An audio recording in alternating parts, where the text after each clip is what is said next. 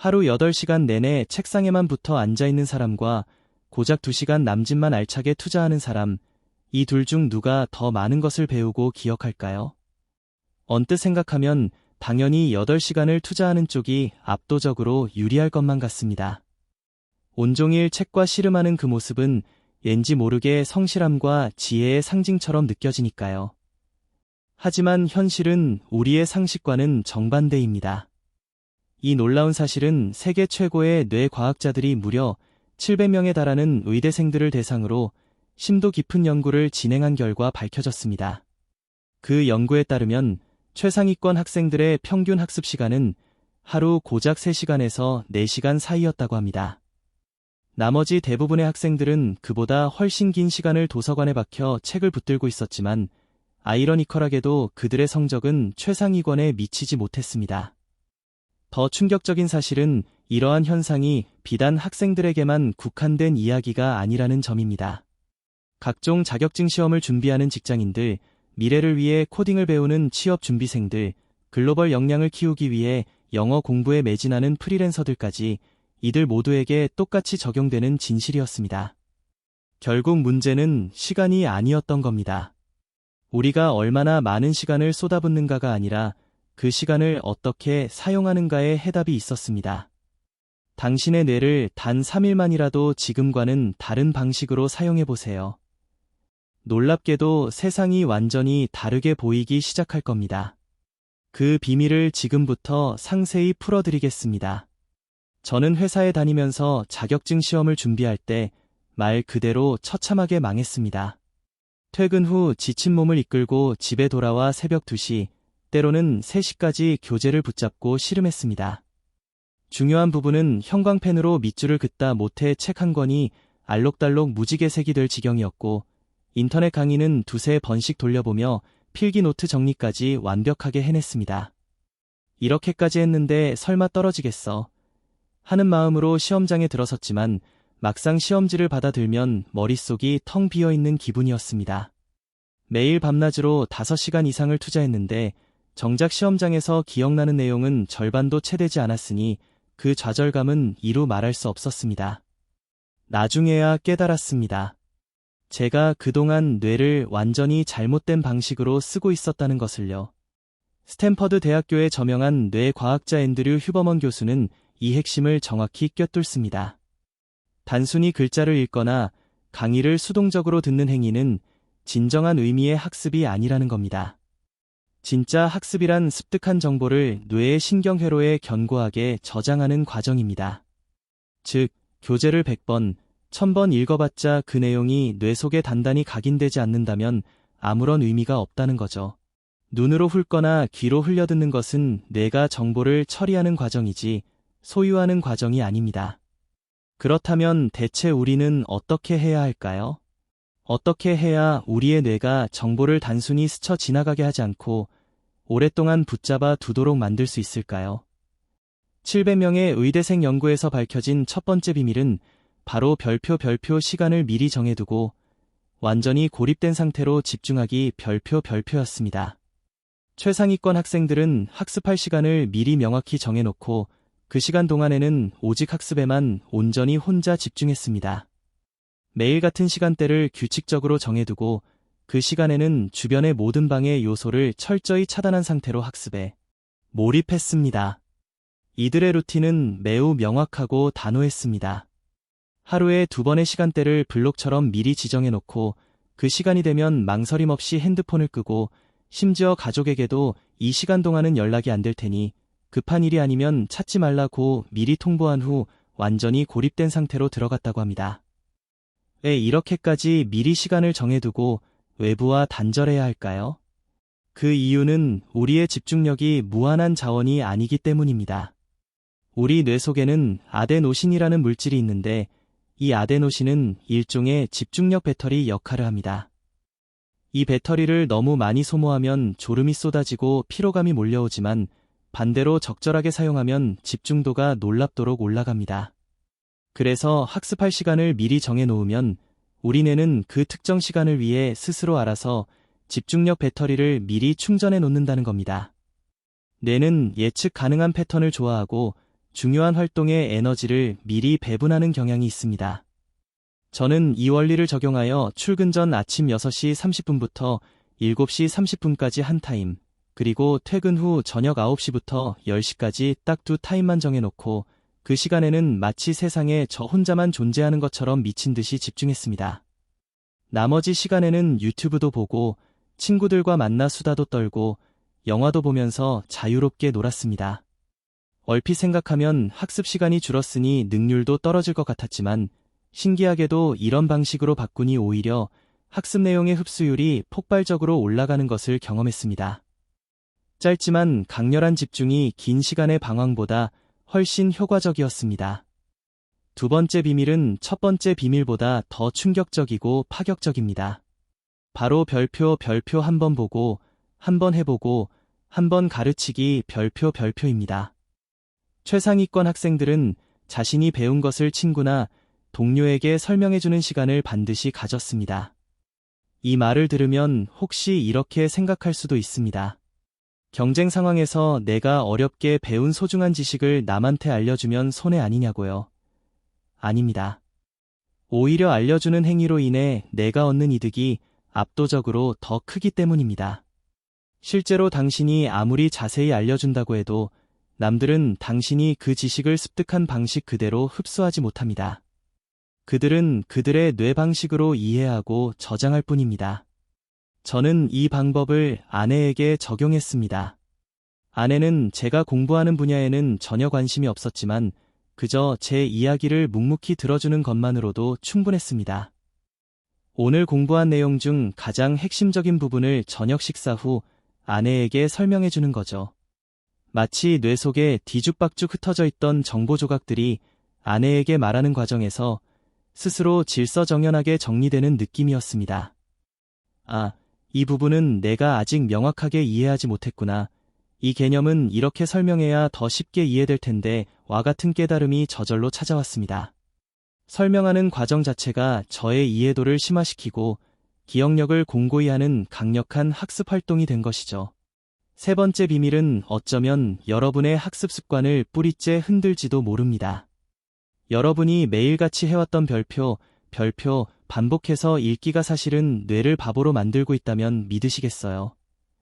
별표 한 실험에서 학생들을 두 그룹으로 나누어 이 가설을 검증했습니다. 첫 번째 그룹은 자서전 한 권을 무려 4번이나 반복해서 읽게 했습니다. 반면 두 번째 그룹은 같은 자서전을 단 한 번만 읽게 한 후 곧바로 셀프 테스트를 시켰습니다. 책을 덮고 눈을 감은 채 기억을 더듬으며 내용을 상기하고 핵심 내용을 떠올려보게 한 것이죠. 결과는 놀라웠습니다. 단 한 번만 읽고 셀프 테스트를 했던 그룹이 정보를 기억하고 정확하게 떠올리는 능력이 압도적으로 높았습니다. 즉, 반복해서 수동적으로 읽는 것은 한 번 읽고 적극적으로 인출해보는 것보다 학습 효과가 현저히 떨어진다는 의미입니다. 더 놀라운 연구 결과도 있습니다. 또 다른 실험에서는 참가자들을 세 그룹으로 나누어 6개월 후에 최종 테스트를 진행했습니다. 첫 번째 그룹은 시험 전까지 4번을 공부만 했습니다. 두 번째 그룹은 3번 공부하고 1번 테스트했습니다. 마지막 그룹은 단 한 번만 공부하고 무려 3번을 테스트했습니다. 최종 테스트 결과 단 한 번만 공부하고 3번 테스트했던 그룹이 다른 두 그룹을 압도했습니다. 이 연구는 학습 횟수가 중요한 것이 아니라 정보를 뇌에서 얼마나 자주 인출했는지가 중요하다는 것을 명확히 보여주었습니다. 그리고 셀프 테스트를 할 때 모든 정답을 맞췄는지는 전혀 중요하지 않습니다. 문제를 풀고 답을 확인하는 과정 자체가 강력한 배움의 과정이기 때문입니다. 심지어 한 번 공부하고 테스트에서 50% 정도만 맞춘다 해도 괜찮습니다. 오히려 그렇게 부족함을 느끼고 다시 확인하는 과정이 처음부터 끝까지 책을 다시 읽는 것보다 학습 효과가 훨씬 큽니다. 저는 이 방법을 알고 나서 저의 학습 방식을 완전히 바꿨습니다. 교재의 한 챕터를 보고 나면 바로 책을 덮고 백지를 꺼내 방금 배운 내용을 기억나는 대로 전부 끄적여 보는 겁니다. 처음에는 30%도 기억이 안 나서 좌절했지만 신기하게도 두 번째 챕터부터는 60% 이상, 세 번째 챕터부터는 80% 이상 기억이 나기 시작했습니다. 뇌가 인출 훈련을 통해 점점 더 효율적으로 정보를 찾아내기 시작한 거죠. 그럼 언제 셀프 테스트를 해야 가장 효과적일까요? 타이밍이 매우 중요합니다. 또 다른 실험에서 세 그룹의 학습 효과를 비교했습니다. 첫 번째 그룹은 공부가 끝나자마자 바로 테스트를 했고, 최종 시험 직전에 한 번 더 테스트를 했습니다. 두 번째 그룹은 공부 후 시간이 한참 지난 후에 테스트를 했고, 세 번째 그룹은 최종 시험 직전에만 2번 테스트했습니다. 결과는 예상대로 공부 직후 바로 테스트하고 시험 직전에 한 번 더 테스트했던 첫 번째 그룹이 압도적인 학습 효과를 보였습니다. 더욱 놀라운 점은 이러한 학습 효과가 무려 1년 이상 지속되었다는 겁니다. 즉, 초기에 단단히 심어놓은 기억은 쉽게 사라지지 않았습니다. 휴버먼 교수는 여기서 중요한 조언을 덧붙입니다. 공부 후 바로 핸드폰을 보는 행동은 기억과 학습에 치명적인 역효과를 줍니다. 무언가 새로운 것을 배우고 나면 최소 5초에서 10초라도 시간을 가지고 방금 배운 내용을 머릿속으로 다시 한번 생각하고 되새겨보세요. 그렇게 정보를 능동적으로 복습하는 짧은 순간 뇌의 해마는 평소보다 2~3배, 많게는 30배 더 빠르게 정보를 저장합니다. 이는 우리가 깊은 잠에 빠져 정보를 정리하고 저장하는 렘 수면 상태와 거의 같은 수준의 효율성이라고 합니다. 그러니 공부가 끝나면 최소 5분만이라도 좋습니다. 핸드폰을 들기 전에 꼭 셀프 테스트를 해보세요. 당신의 뇌가 그 짧은 시간 동안 놀라운 일을 해낼 것입니다. 마지막 비밀은 별표 크고 야심찬 목표를 가지고 끈기 있게 나아가기 별표입니다. 우리가 흔히 후천적 천재라고 부르는 엄청난 성과를 이뤄낸 사람들의 공통점은 바로 크고 야심찬 목표를 가지고 있었다는 점입니다. 엘리트 의대생들에게 도대체 왜 그렇게 열심히 공부하느냐? 고 물었을 때 그들은 단순히 시험을 통과하기 위해서라고 답하지 않았습니다. 그들은 자신이 왜 이토록 힘들게 공부해야만 하는지에 대한 매우 구체적이고 심오한 이유를 설명했습니다.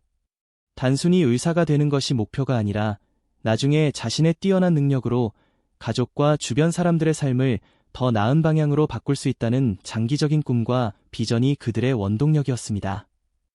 이러한 거대한 목표는 그들이 힘든 순간마다 다시 일어서서 꾸준하게 앞으로 나아갈 수 있는 강력한 추진력이 되어 주었습니다.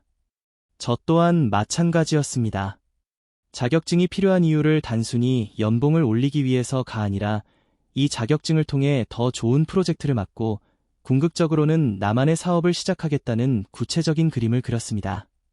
막연한 목표가 아닌 심장을 뛰게 하는 원대한 꿈을 가졌기에 힘들 때마다 그 꿈을 떠올리며 포기하지 않을 수 있었습니다. 우리의 뇌는 명확하고 감정적인 목표에 더 강력하게 반응하며 그 목표를 달성하기 위해 필요한 동기를 생성합니다. 자, 이제 이 모든 내용을 뇌과학적으로 가장 효율적인 학습법 4가지로 정리해 드리겠습니다. 첫째, 별표 학습할 시간을 미리 정해놓고 그 시간에는 완전히 고립된 상태로 집중하기 별표입니다. 외부의 방해 요소를 철저히 차단하고 내가 스스로 집중력을 충전할 수 있도록 규칙적인 루틴을 만드세요.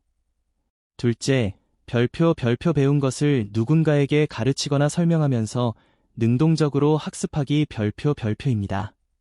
설명하는 과정에서 자신의 이해도를 점검하고 부족한 부분을 채우며 지식을 더욱 견고하게 만드세요. 셋째, 별표 공부 직후 바로 셀프 테스트하고 최종 시험 직전에 한 번 더 인출 연습하기 별표입니다. 반복해서 읽는 대신 적극적인 인출 훈련을 통해 뇌의 신경회로에 정보를 단단히 각인시키세요.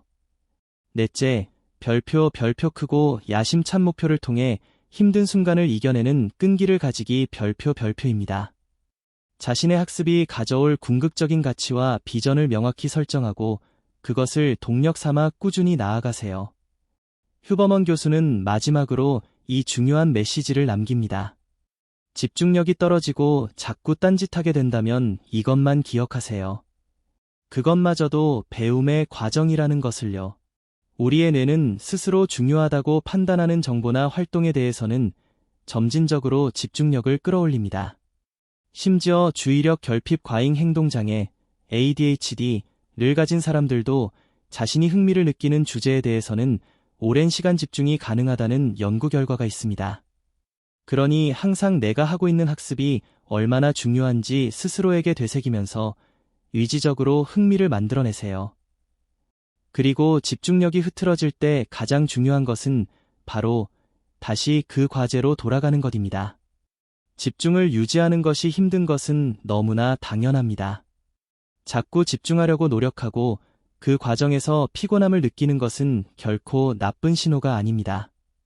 오히려 당신의 뇌가 지금 집중하고 있다는 긍정적인 신호이자 뇌의 신경회로가 새로운 방식으로 바뀌어가고 있다는 의미입니다. 이 변화를 위해 시간이 좀 더 필요할 뿐이죠. 집중도가 떨어질 때마다 다시 과제로 불러오는 연습만 꾸준히 하세요. 우리의 몸과 뇌는 그 규칙적인 리듬에 맞춰 점점 더 효율적으로 재설정될 것입니다. 이것이 바로 훈련을 통해 얻어지는 진정한 집중력 스킬입니다. 자, 이제 당신의 차례입니다. 오늘 당장 실천할 수 있는 3가지를 알려드릴게요. 첫째, 내일부터 학습할 시간을 달력이나 플래너에 2타임 확실히 찍어 놓으세요. 아침에 1타임, 저녁에 1타임. 각각 1시간에서 1시간 30분 정도면 충분합니다. 이 시간을 성역처럼 지켜 외부와 단절하고 오직 학습에만 몰입하는 훈련을 시작하세요. 둘째, 오늘 배운 내용을 누군가에게 설명해 보세요. 가족이든 친구든 심지어 반려동물이나 벽을 보고 혼잣말을 해도 상관없습니다. 소리내어 설명하는 것 자체가 뇌 속 정보를 정리하고 인출하는 데 엄청난 도움이 되거든요. 최대한 쉽게 마치 아무것도 모르는 사람에게 가르치듯이 설명해 보세요. 셋째, 공부가 끝나면 바로 책을 덮고 5분만 눈을 감고 방금 배운 내용을 머릿속으로 떠올려 보세요. 핵심이 무엇이었는지, 어떤 내용들이 연결되었는지 가능하다면 백지에 끄적여 보는 것도 좋습니다. 이 짧은 시간 동안 뇌는 놀랍도록 빠르게 정보를 저장하고 강화할 것입니다. 이 3가지를 단 3일만 꾸준히 해보세요.